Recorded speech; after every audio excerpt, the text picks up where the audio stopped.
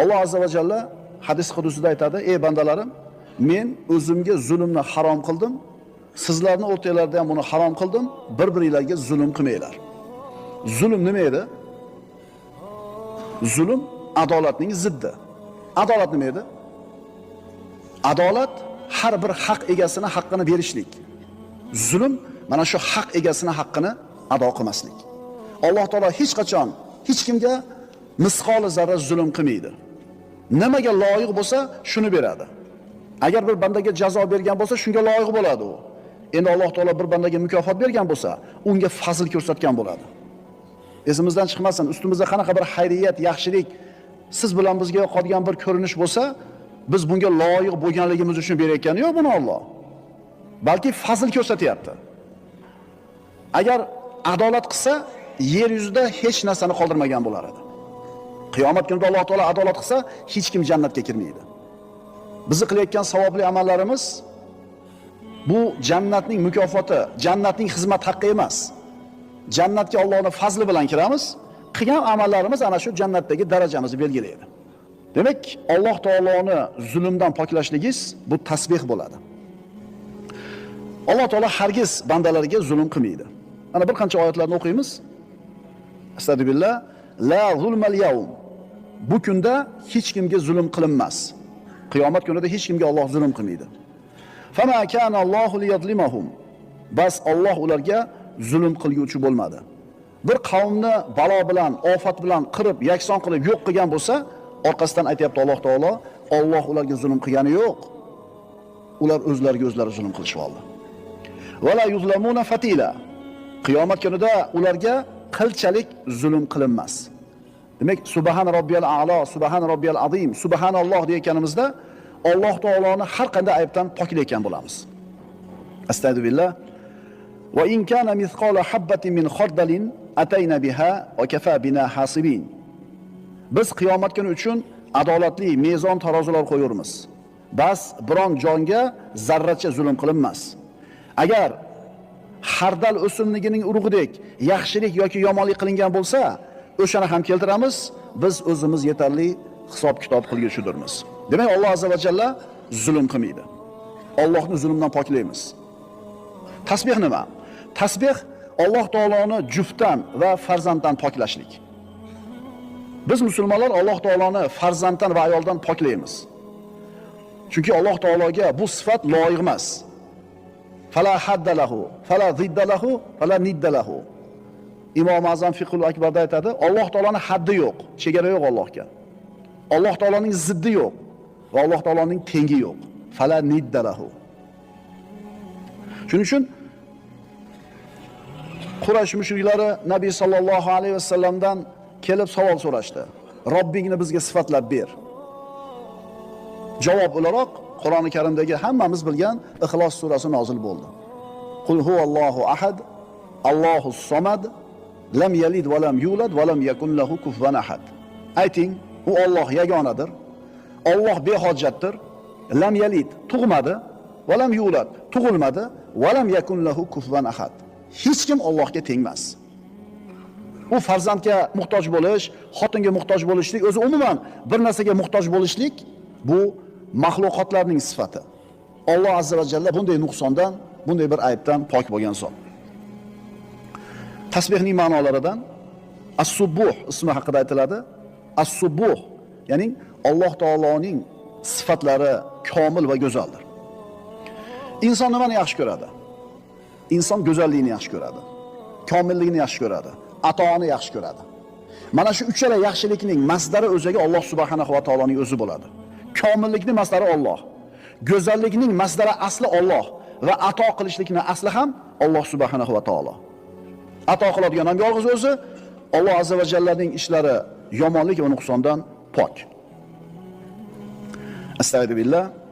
Qulillahumma malikal mulki tu'til mulka man tasha'u wa tanzilul mulka mimman tasha'u va tu'izzu man tasha'u va tudhillu man tasha'u biyadikal khayr.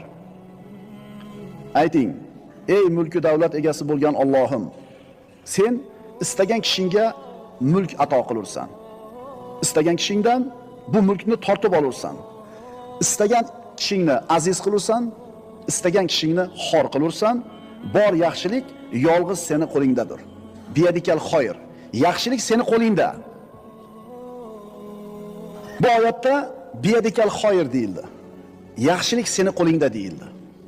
Yomonlik seni qo'lingda deyilmadi. Chunki Alloh taolo bandalarga hargiz yomonlik qilmaydi. Avvalgi darslarimizda aytdik. Bu borliqda yomonlik bor bo'lsa, bu yomonlik nisbiy yomonlik deyiladi. Mutlaq yomonlik bo'lmaydi. Mutlaq yomonlik degani orqasida hech qanaqa yaxshilik bo'lmagan.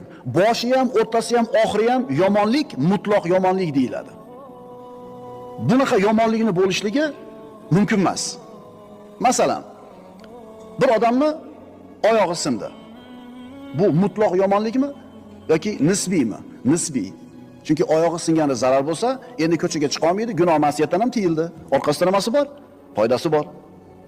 Bir odam kasal bo'ldi. Yomonlikmi? Yomonlik. Yaxshiligi nima? Gunohlarga kaforat bo'ladi. Bir odamning katta miqdorda pulini birov tortib oldi, g'asb qildi, zulman tortib oldi. Bermay qo'ydi. Yomonlikmi? Yomonlik. Yaxshiligichi? Qiyomatga qoldi. O'zi o'tkiza olmasdan buncha miqdorda pulni, to'g'rimi? Ko'ryapsizmi? Bu dunyoda bo'layotgan yomonliklar mutlaq yomonlik deyilmaydi. Bu nisbiy. Har qanday yomonlik orqasida nima bor? Bitta yaxshilik bor. Mana shu borliq, samo bo'lsin, quyosh bo'lsin, osmondagi sayyoralar bo'lsin, yer bo'lsin, suv bo'lsin, borliq. Alloh yaratgan mahluqotlarning hammasi Allohga tasbih aytadi. Lekin biz ularning tasbihini tushunmaymiz. Astagfirullah. Tusabbihu lahus samawati as-sab'u wal-ard wa man fihin va in min shay'in illa yusabbihu bihamdihi walakin la tafqahuna tasbihahum.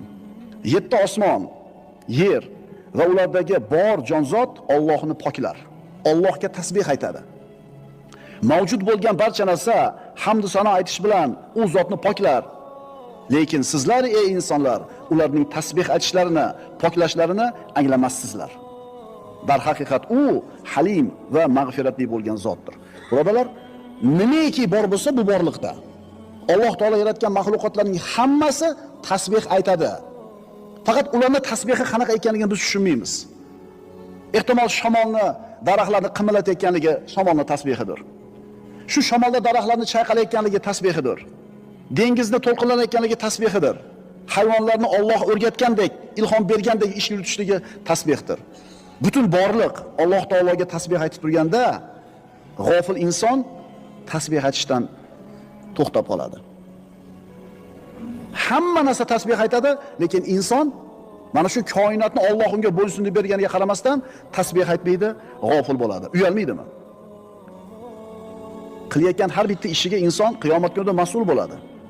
Mana shu dunyoda ne'matlariga, lazzatlarga sho'ng'ib ketishlik aqldan bo'ladimi? Bu aqli yo'q, ixtiyori bo'lgan hayvonlar qiyomat kunida mas'ul, javobgar bo'lmaydi. Ammo inson qiyomatda javob beradi.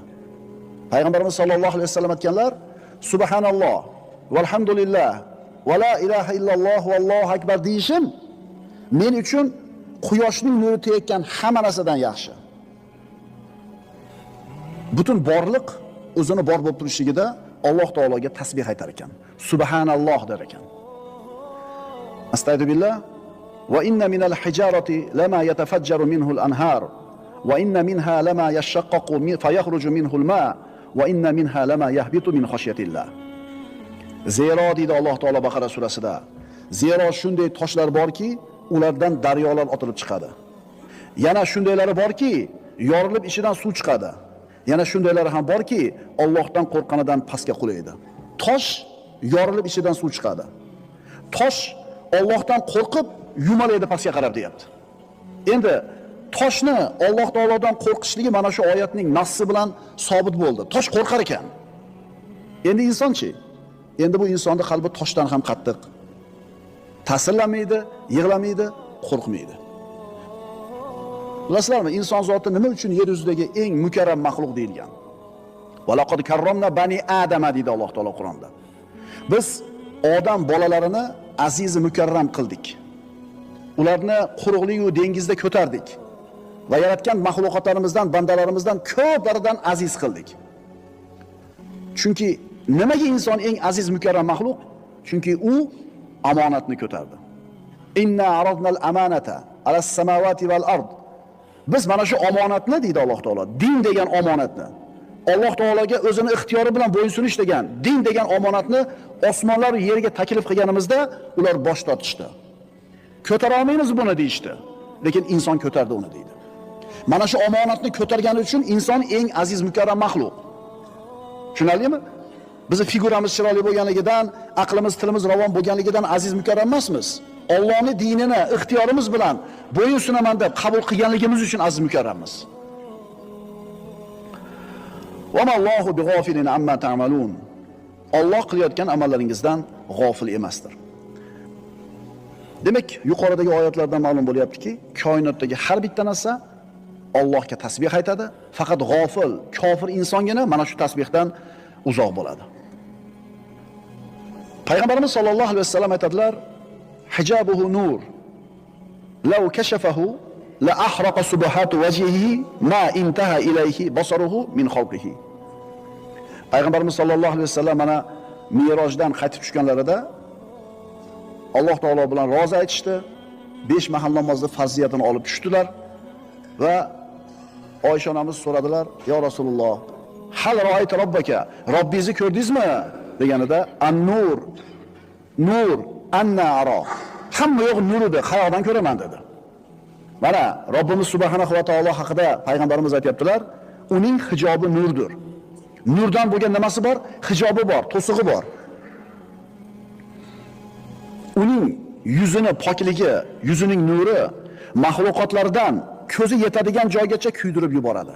Ya'ni Alloh taoloning nazari qayerga yetsa, agar shu pardani ko'tarsa, bu nur, bu yorug'lik butun mahluqotlarni kuydirib yuboradi. Ya'ni butun mahluqotlarning hammasini kuydirib yuboradi.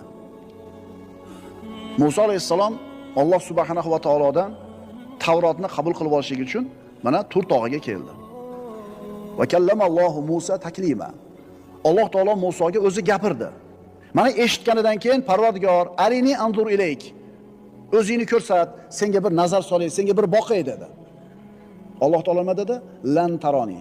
Hargiz meni ko'ra olmaysan. Inson bu dunyoda turar ekan, hali o'lmas ekan, jannatga kirmas ekan, hargiz Allohni ko'rishi mumkin emas. Qachonki Musa va'dalashgan vaqtimizda Tur tog'iga kelib, Parvardigor unga bevosita so'zlagach, u Musa dedi: "Parvardigorim, menga jamolingni ko'rsatgin, senga bir qaray." Alloh dedi: "Sen meni bu dunyoda hargiz ko'ra olmaysan." Lekin bandasini boyaga qiziqishini qanoatlantirib qo'ydi Alloh taolo. Ibrohim alayhisalom aytgan edi-ku: "Arini kayfa tuhil mauta." Parvardigor, o'liklarni qanaqa qilib tiriltirasan, ko'rsat deganida, to'rtta qushni ol, hammasini boshini o'z, go'shini patlari bilan qiyma qilib chop aralashtir, tog'ni, to'rtta tog'ni cho'qqisiga qo'y, so'ngra ularning ismini aytib chaqir dedi.